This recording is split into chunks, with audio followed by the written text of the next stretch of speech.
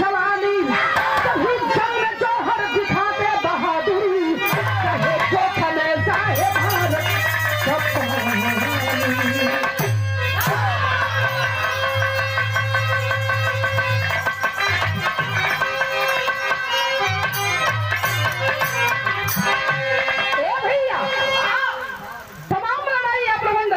गौर करी हम वो देश से आजादी हो चाहे सरहद हिंद की बात किया जाए चाहे पहलवानी हो चाहे राजनीति क्षेत्र हो चाहे खेल कूद के मैदान हो जवान अपने आप के चल बढ़ के हिस्सा लेते हुए तो हिंदुस्तान के नारी भी पीछे ना हुई। हिंदुस्तान का पन्ना उठा के देख लीजिए नारी कहाँ ना है। कोई भी क्षेत्र हो जैसा जवान अपने आप के कुर्बानी देते हुए अपने आप के निछावर करते हुए वही तरह हमारे हिंदुस्तान के बेटी बहन भी अपने आप के निछावर करते हैं। यहाँ में गैन कवाली को टुकड़ा बा कौन कवाली है मास्टर?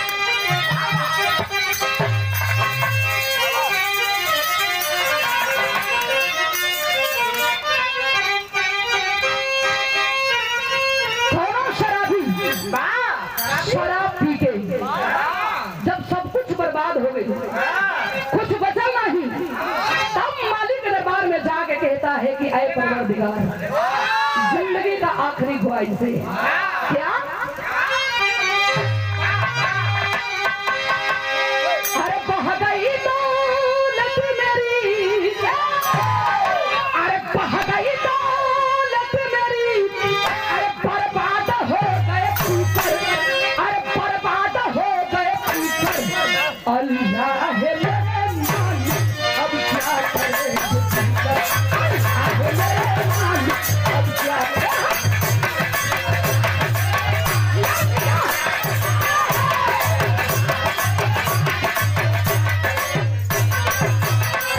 लेकिन बिरहा में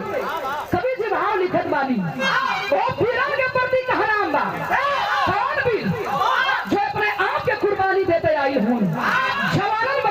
पड़ल कैसे अरे कोई रोका क्या संसारी में अरे कोई रोका क्या संसारी में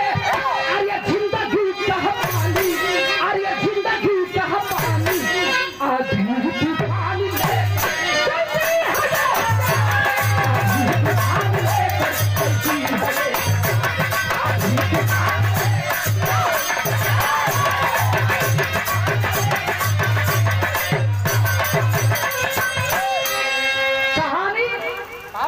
शुरुआत हो गई। इस एकर कहानी हो कहां से लिखल गई कड़ी के अंदर भाव आ कैसे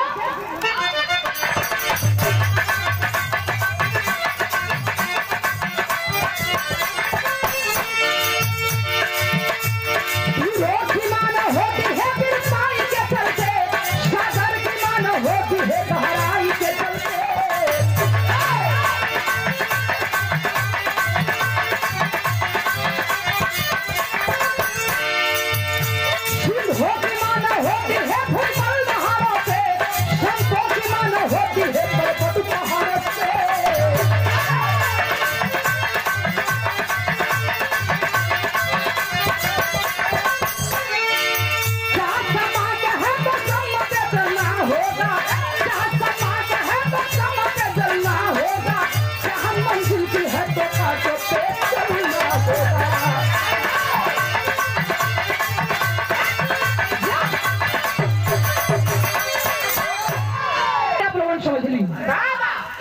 मोहब्बत के बगल में कालिंजर नगरी और वही कालिंजर नगरी के रहे वाला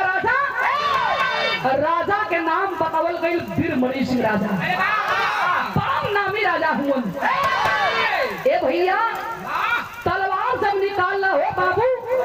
तो अपने सामने कोनो लड़वैयन के टीके ना देलन। एक दिन राजा सोच गईलन कि हम कितना बलवान है और कितना बढ़िया खिलाड़ी है कबू अपने गाँव घर के लोगन के अपने विषय में हम ना बतौली। राजा ऐलान करवा दिए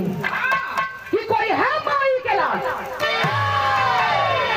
जो लड़ाई के मैदान में हमें हरा के समझा हम जीत गई तो कोनो बात नहीं थी, अगर हम हार गई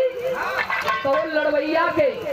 सोना चांदी हीरा जहरात आधा राज आधा पात ओकरे बदे इनाम रखल हो। ए भैया जेकरे सामने पाती जाए चिट्ठी जाए कहे रे मर्दवाई मामूली लड़वैया हुआ मन से जेके चाह गइलन ओके अपने सामने ठीके ना देलन। ए बाबू गोंडा रियासत के रहे वाला राजा के बेटा चढ़ल जवानी जिसका नाम था गगन सिंह, सेना साथ के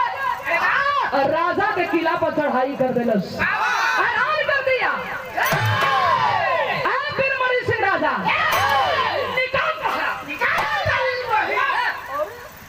कहाँ बड़का लड़वैया हुआ तो निकला।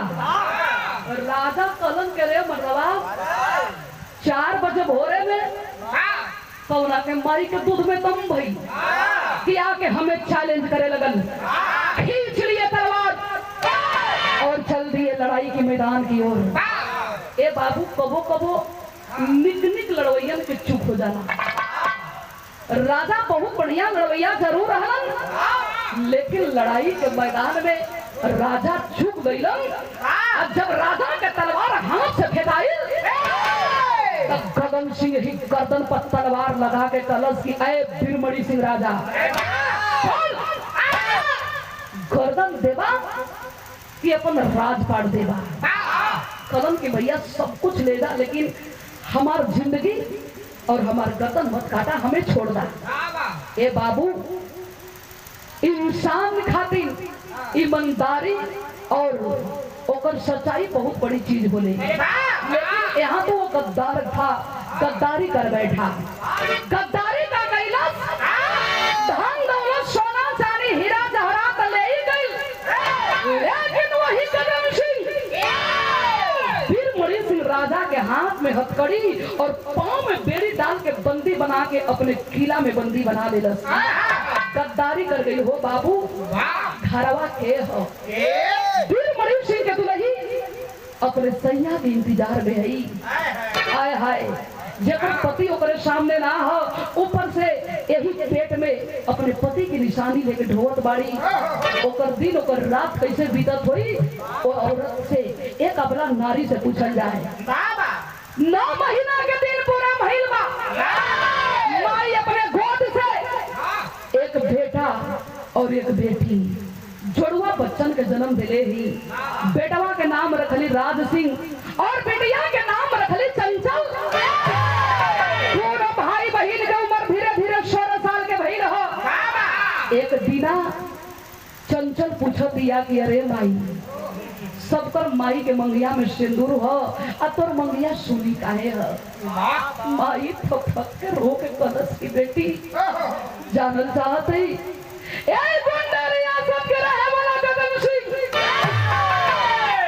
सब ले गई धन दौलत सब कुछ, लेकिन वो पापी हमरे संगे धोखा कैलस, गद्दारी कैलस, तोरे बाप के भी बंदी बना के रखलस। वही दिन हम प्रतिज्ञा कैली, कसम खैली कि जबले वो पापी के छाती के खून से अपन केश के सवारा नहीं तबले मांग में सिंदूर ना पहिनब।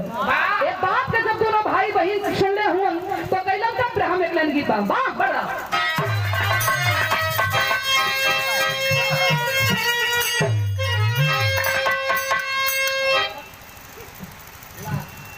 स्वर्गीय रामदेव गुरु जी ए लाइन के बड़ा मचल के गाँव कैसे गाँव मास्टर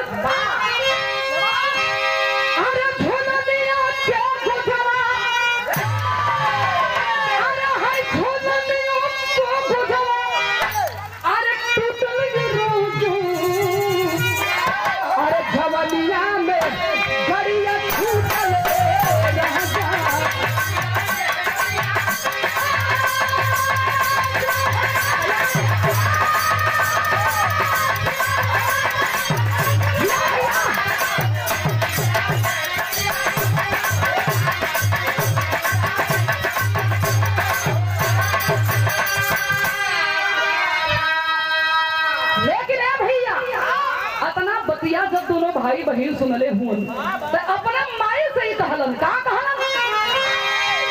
अरे है चाहिया दया दिया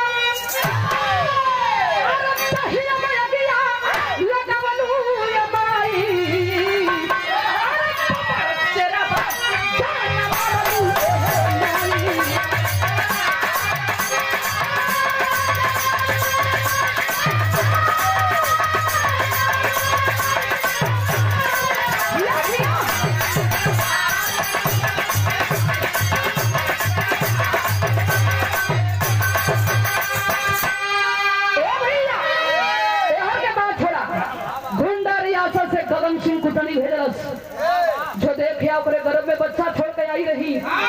बेटी पैदा कैले हुई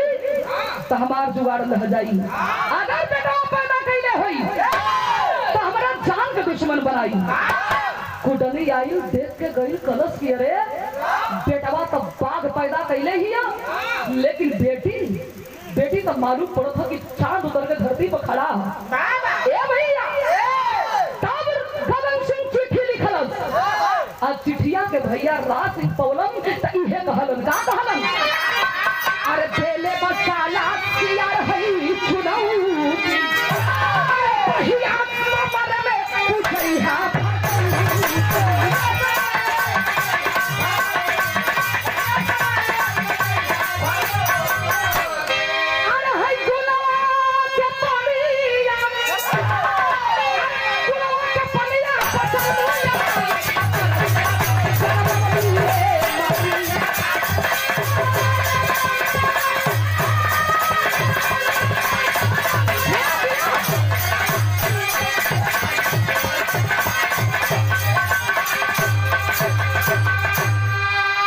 श्रद्धांजलि भी आप रख ले हूं।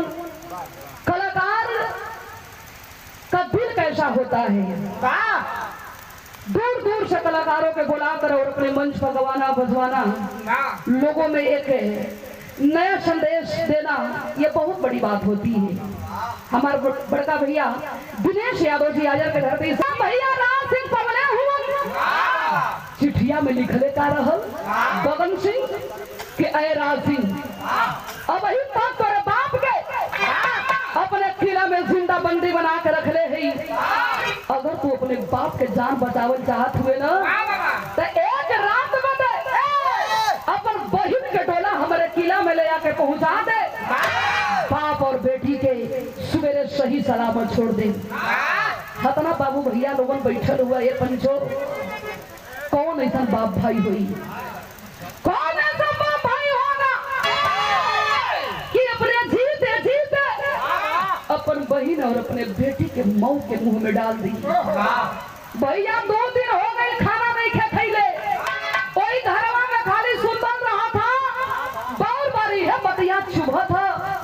कि माही के सुहाग बचावत थी तो हमार सोना जैसन बहिनिया लूटल जाई, अगर बहिनिया के बचावत थी तो हमारे माई के सुहाग लूटल जाई। माई तो माई होनी,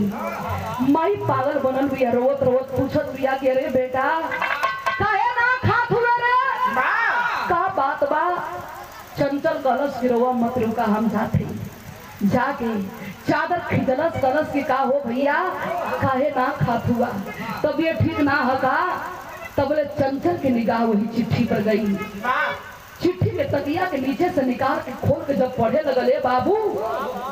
तो गगन सिंह के बात सुन के रोम रोम में खून खौलने लगा। अरे भैया धिकार बाई मर्दे की जिंदगी, पपिया के ऐलान सुन के डरा गईला, तब पहिला हमरे कलाई के चूड़ी और बैठ जा चुहानी चौका बर्तन करा। अरे हम अकेला जाई, एक लड़की है ना काम है, अपने भाई चादर फेंक के खड़ा हो गया, बोला रे पागल लड़की, लड़ने से डरना है, तू लड़वैया के बीच में ये ना होई कि वो हमार गर्दन काटी चाहे हम ओकर गर्दन काटब। गर्दन भी मंगले हो तो दे दिले होती, लेकिन तुर डोला मंगले हो। एक रात बदे बहिनिया के मुहवा से निकल गई कि एक रात बदे अगर हमारा डोला मंगले हो तो दे दा, तबले खींच के थप्पड़ भाई बहन के गाल पे मारता है, कहता है रे पागल लड़की, खबरदार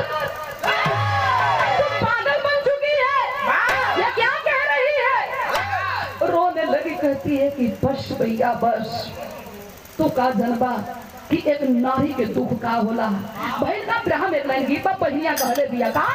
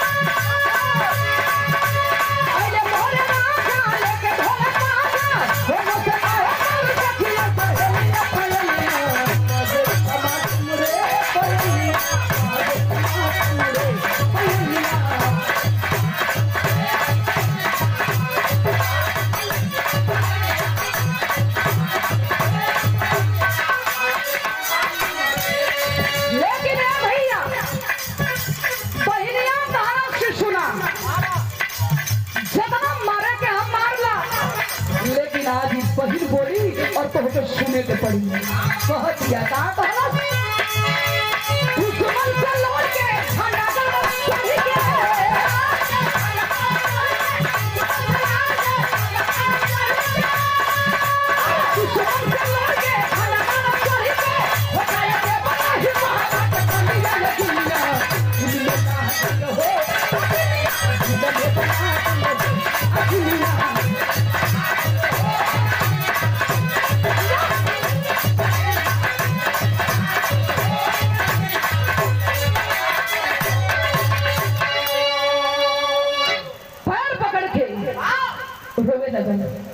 कहे कि ये भैया माई हमार विधवा ना ये सुहागन लेकिन 16 साल से एक विधवा जैसन जिंदगी बितावत थी भैया। जब जब राखी आयल तोरे कलाई में हम राखी बंधनी लेकिन कुछ मंगनी नहीं। आज एक बहन अपने भाई से राखी के बधाई भीख मांग रही है। यही आंचल के फाड़ के कलाई में लपेट के और पैर पकड़ के रोने लगी। भाई उठा के सीने से लगा के कहला सरे पगली तो हमार बहन ना हमार जान हमार कलेजा के टुकड़ा हो जवन मंगबी तवन दे दे का चाही मांग के देख। कलश की ऐसे नहीं 3 वचन बनवावा 3 वचन बनवा के कलश की जवन मांगब तवन दे देबा। कलन की हाँ तो कलश की सुना जवन हम मांगे जात है कलेजा के थाम के सुना। कलन अरे पगली मांग तो के चाही का कलश की तुम मेहरारू के भेष में हो जा। हम मर्द के भेष में भैया कलन मतलब कलश की अगर लड़ाई जीते के हो तो तू अपन रूप बदल के मेहरारू के भेष में हो जा और हम मर्द के भेष में हो जाई। भैया 2 कदम पीछे हट गिलन रे पगली मर्द के शरीर है कवन सिस्टम आई नंबर चली आई कलश के मर्द वही के कहल गई जब जैसन तब तैसन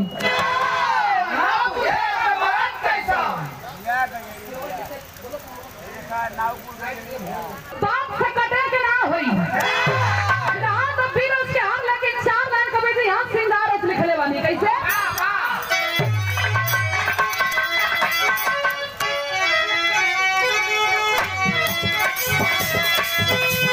यहरारू के सिंगार अपने तन को सजावत हूं खरीदे ताजा राजा तार खंडे चूड़ी चाट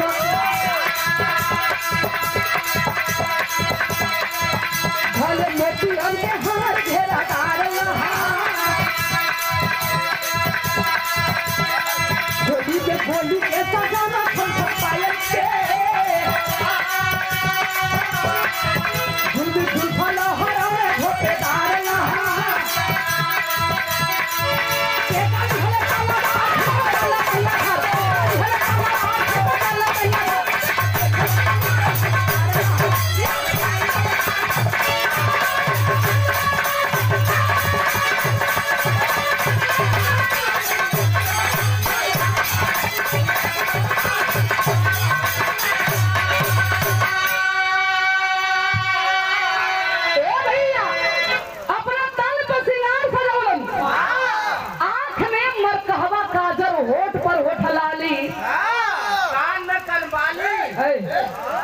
खूब बढ़िया सिंगार वार सजा के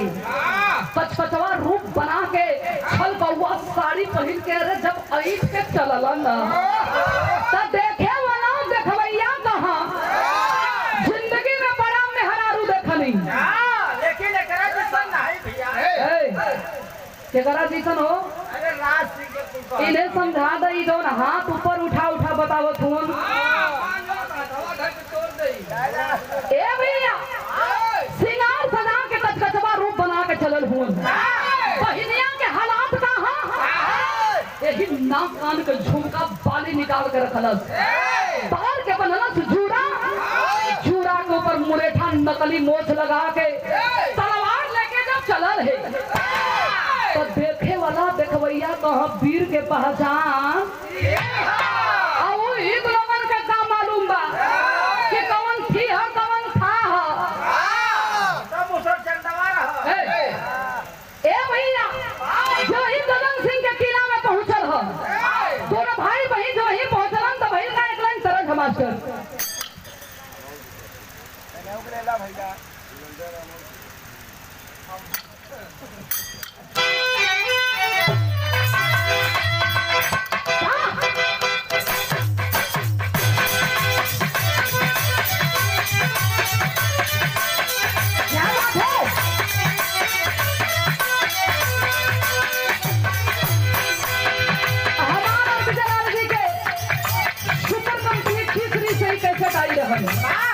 जवाब सवाल के गाना रहल हमारो जिलाल जी के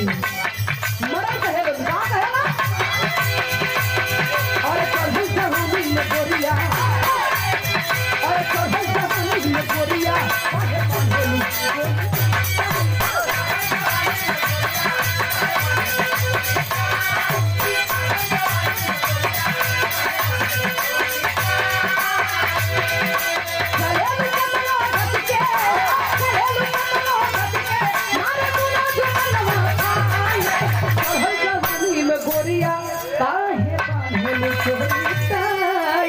लेकिन हमार जवाब रहल अरे दादा रे दादा ई लइका दादा रे दादा ई लइका कब से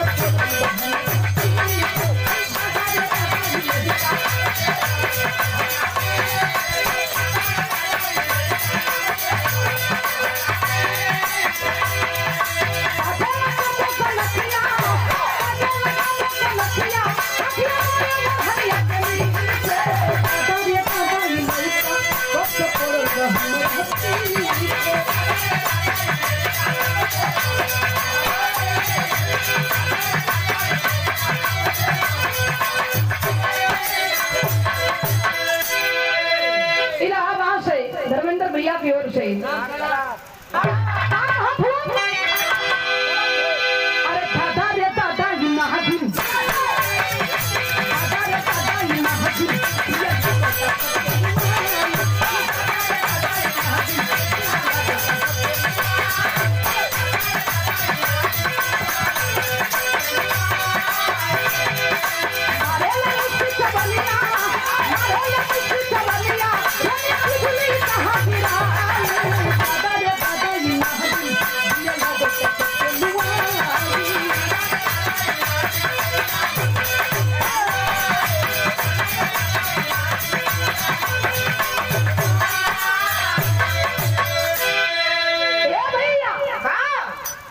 गगन सिंह जब देखले हो अब इन चेहरा का नाम देखल ओहम के तो पता कि लड़की है कि लड़का है जहाँ बाबू बंद रहलन वही ले जाके कुलबंदी बना देलन और राज सिंह के तो मेहरारू के भेष में बाड़न बड़ा कुल प्यार से बोलावो तड़न कहो तड़न कि ये गोरी बड़ी दूर से आइल हो प्यास वास लगले होई चला खा जा फोड़ ले जा ए भैया ले गिलन घरे में हला के छोड़ देलन चलो में ई घरे में रहो साहब के जब टाइम होई अपने टाइम पे आई हम का बजैया दरवाजा कट्टी का नहीं बजेगा घरे में हला के छोड़ देलन यार मूड पानी बनावत था जिंदगी में इतनी शुगर हम लड़की मने मने सोचत बा कि ये बड़ा लड़की मेहरारू हमारे जिंदगी में यही आ गई नहीं लेकिन इतनी शुगर वाह कितनी सुंदर है वो मने मने सपना सजावत बा शराब के दौर भी शुरू हो शराब भी पियत हो और जब मूड बना के चलल है मास्टर तो यहाँ एक लाइन बड़ा तरज लगल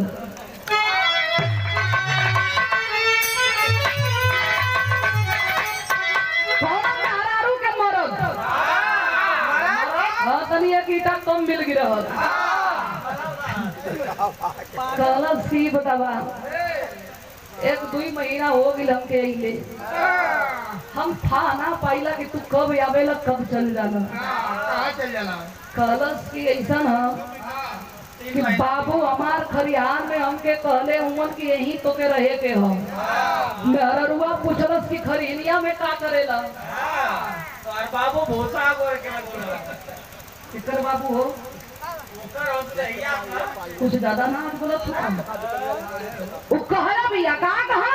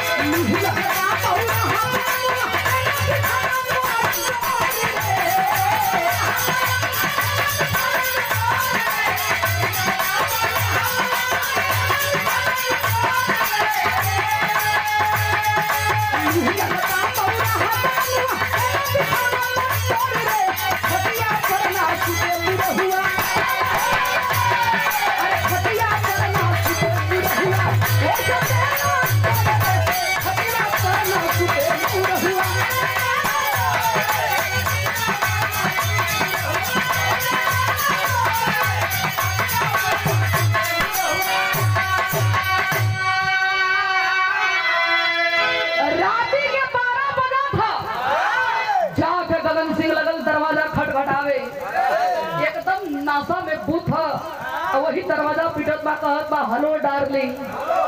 तुम किधर हो डार्लिंग डार्लिंग इधर बैठा है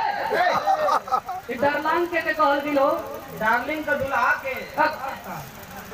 दरवाजा जाके रात से खोलल छल बउआ साड़ी में देखला राती के 12 बजत था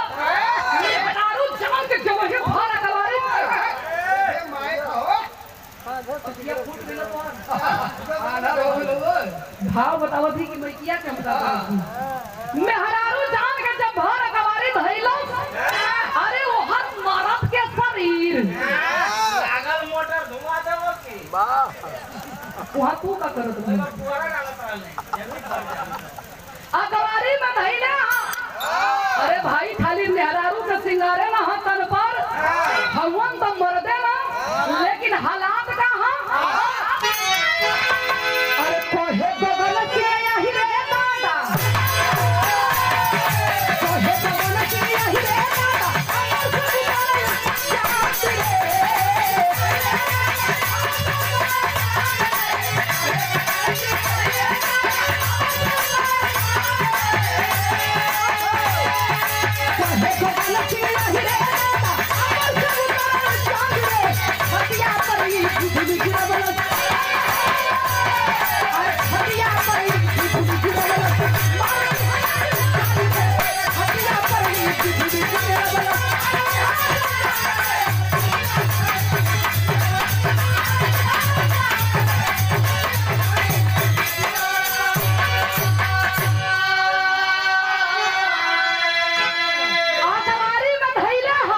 रात बा कोठरी बंद बा एक घर में दुई मर्द एक मेहरारू के भेष में आएगो तो मरत हिये हो लगल हाथ घुमावे इधर उधर करे लगल और जो ही गगन सिंह के हाथ राज सिंह के मुसरी के लगे गई चिपक गई अरे बाप रे बाप एकर मुसरी ऐसा नहीं ठल लगत बा जनाता ही लड़की पहलवानी करले क्या हो सकता है खाने पीने से इसका शरीर कुछ टाइट हो गया है हाथ घुमा के जो ही पीठ के लगे ले जाके सुहरावे लगल कहे राम जी हो राम जी एकर पीठ ऐसन चाकर बा जनाता के सगवान का पीढ़ा कहे करे हाथ गोड़ से का मतलब हो काम से मतलब यहाँ राम सिंह मने मने सोचे लगल अगर रोकत नहीं तो सारे के धर्म बिगड़ जाई आखिर करी तो क्या करी छठा के पलंग के नीचे फगलन वही रात के नासा में भूत बा गगन सिंह राज सिंह साया सारी खोल के जब असली रूप में भइलन तो अब एकर तनकी नासा डाउन हो गई बा नजर पड़ल लगल गनगन का पे कह रे तू भूत हो गईलू कि परेत हो गईलू कि दूत हो गईलू कहा चुप सारे ना भूत है ना परेत है ना दूत है तोहार बहनोई है के कर हो के कर अरे राज सिंह का गगन सिंह के हो कोई वाला तो मुनि के कह दिया जरा वही देही पर परसावे जहां कोड़ा पहुंचल चाम खिचम ले आई पलंग के नीचे बेहोश पड़ल ह बाबा ए बाबू जहां बहिनिया के बंदी बना के रखले रहल हो पंचो हजारों लोग बेकसूर लोगन के बंदी बना के रखले हां बहिनिया सोचत बिया कि खाना आई सब खइलस पियलस सुतल ह आहो कोनवा में जवन बैठल हुन ना वो खइला ना पनिए पियलन खाली रोवत हुन ना बर्दाश्त भइल पजरा गइल बिया पूछत बिया कि बाबा ए बाबा खाना ना खइला काहे रोवत हुआ तन पे फटही कपड़ा दाढ़ी बढ़ल हो नाखून बढ़ल हो पागलन के भेष में एक बुढ़ा आदमी फफक के रो रहा था बाबू वो बुढ़ा आदमी जब इतना बात सुना है रो कर बोला कि अरे बेटा इस दुनिया में मेरा कोई नहीं है खाली हमारे के पत्नी बिया यह सोच के आज अब रोवत वाली की पता ना वो पगली जियत बिया की मर गई चंचल पूछत बिया कि ए बाबा तोहर घर कहाँ है आप कहाँ से आए हुआ कि हमारे घर मोहबा के बगल में कालिंजर नगरी के हम राजा हैं। हमें लोग बड़ा प्यार से बिरमणि सिंह राजा कहत रहलन। बाप के बात सुन ले बिया बेटी, तलवे के नीचे से जमीन खिसक गया बाबू। आंख में आंसू भर आया, खींच के मुरेठा और लहरा के केस जब बाप के सामने खड़ा भइल बिया। बिरमणि सिंह राजा पूछत हुन के रे लड़की, तू तो एक लड़की है, लड़का के भेष क्यों बना के आई है? बाबू के पैरवा पकड़ के रोवे लगल कि ये बाबू, अरे हम कोई दूसर ना है, हम तोहर बिटिया है, माँ के मुंह में तोहर बेटा घेराइल हो,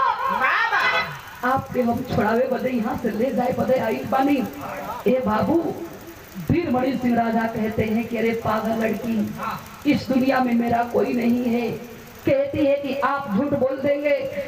हम झूठ बोल सकीला, लेकिन आज भी वो माँ के गर्भ और वो स्तन गवाही दी कि हम के कर बेटी है। बाप के चरण के छूम के और पाल लेती है सर पे कफन। भाई ना बिरहा में चवरिया लगी मास्टर बा।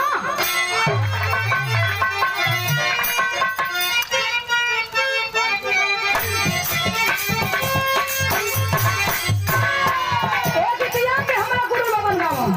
कैसे गावा? सारी उम्र कमरला चक्कनिया,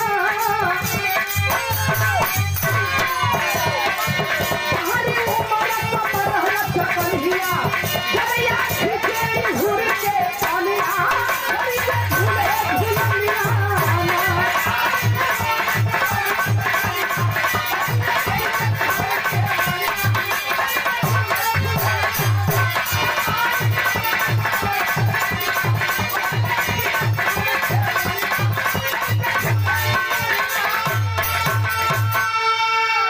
लेकिन ए भैया, वही लड़ाई के मैदान में कैले हुन का कैलन? अरे पागल ढोल नगारा सजाए, आइया हो लुटैया।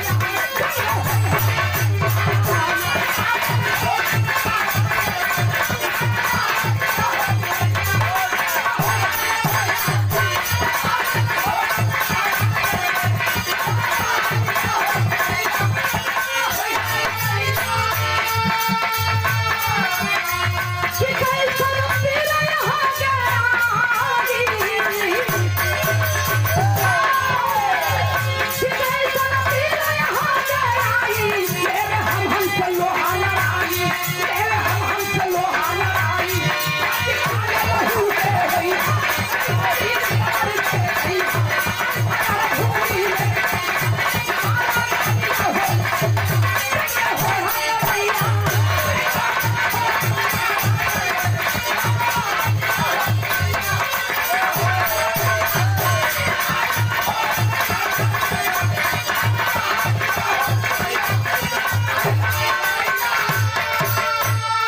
सोच गई, अरे बाप रे बाप, ये पापी हबी जो हमरे माई के 16 साल से नींद चैन चुरा के अपने किला में बंदी बना कर रखले हो। बीच महल से पकड़ के कालर खींचत घिसेरत ठिठिरत ले आके बाप के चरण में डाल देती है। कहती है पिताजी काट लीजिए इसका गर्दन। बिरमणि सिंह राजा कहन किनारे बेटी, का बचल सब कुछ एकर बर्बाद हो गई, एकर नाश हो गई, छोड़ दे चलत के ना। हमहू केहू सब वचन दे के आई है,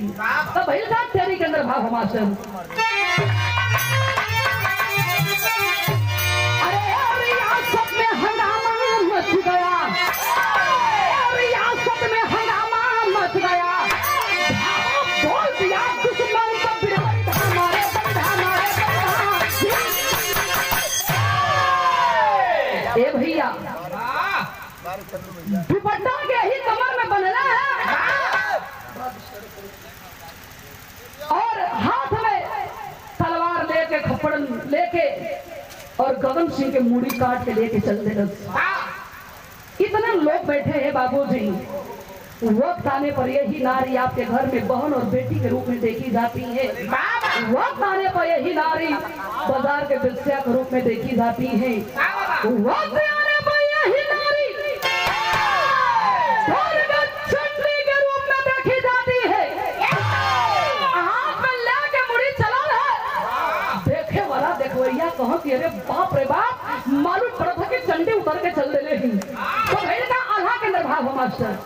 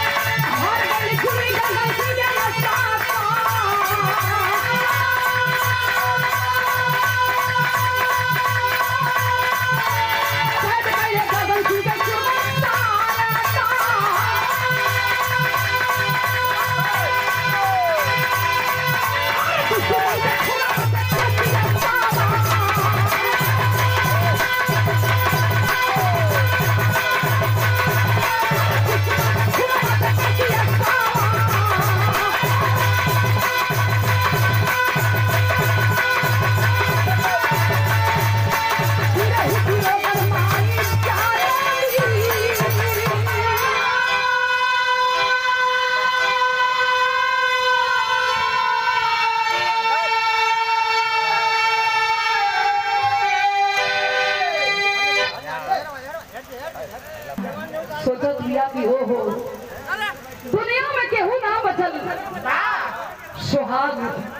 वो दूर रहलन तो ये बैल के चला हमारे पास एक बेटा एक बेटी हुन एहने के देख जिंदगी बिता ले। लेकिन हे मालिक वो हमारे आँखी से दूर हो गई। हम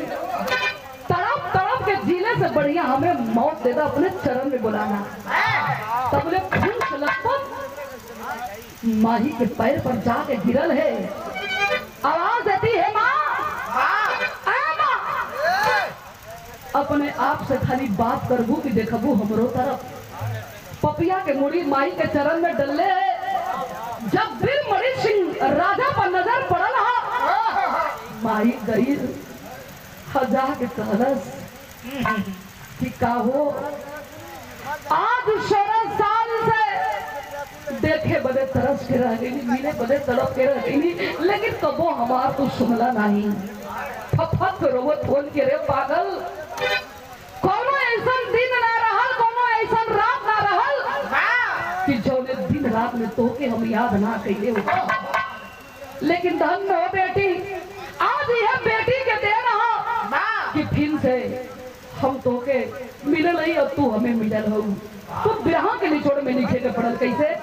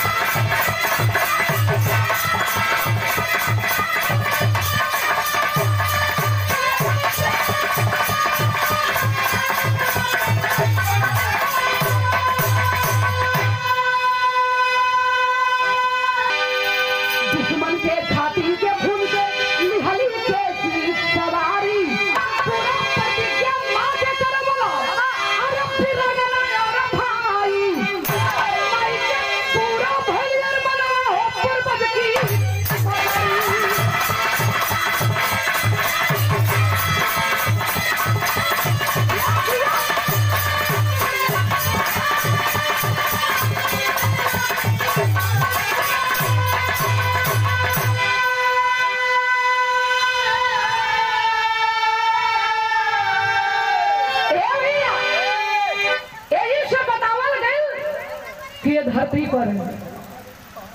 बेटा से कम बिटिया ना ही। जितना बेटा के हक बनावल गई उतने बेटी के भी हक बनावल गई। आखिरी मन में भाव है कैसे